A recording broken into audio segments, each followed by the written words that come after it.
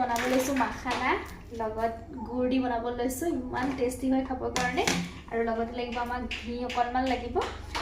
এই তিনিটা বস্তু দি বনাম আৰু এইফালে এতিয়া মখানাটো মানে ৰ'ষ্টেড কৰি লৈছোঁ ঘিউ অকণমান দি অকণমান সময় ভাজিব লাগিব আৰু 5-10 মিনিটমান মখানাটো ৰ'ষ্টেড হৈ গৈছে দেই আৰু এতিয়া আমাক লাগিব গুড় আৰু গুড়টো ধুনীয়াকৈ মিহিকৈ কাটি লৈছোঁ আৰু এতিয়া কেৰাহীত অকণমান পানী দি গুড়টো ইয়াতে দি দিছোঁ আৰু গুড়টো অকণমান সময় ভাজিব লাগিব প্ৰায় 5 মিনিটমান মানে গুড়টো পাক অহালৈকে ভাজিব লাগিব আৰু পানীটো যাতে নাথাকে তেতিয়ালৈকে ভাজিব লাগিব আৰু এইফালে চাওক আমাৰ গুড়ৰ মানে পাক আহি গ'ল আৰু পানীটো একেবাৰে ইয়াত নাইকিয়া হৈ গৈছে এইফালে চাওক দেখা পাইছে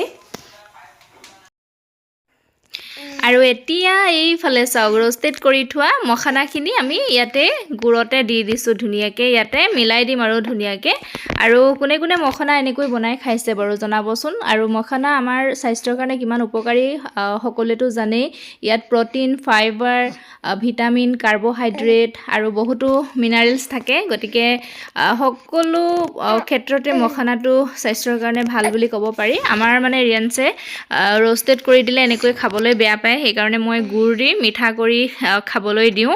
আৰু এতিয়া চাব দেই ইমান ধুনীয়া হ'ব মখানাখিনি এইফালে চাওক ইমান ধুনীয়া হৈছে মখানাখিনি আৰু আমি এনেকৈ বহুদিন ষ্ট'ৰ কৰি ৰাখিব পাৰোঁ আৰু এতিয়া খাবৰ কাৰণে ৰেডি হৈ গ'ল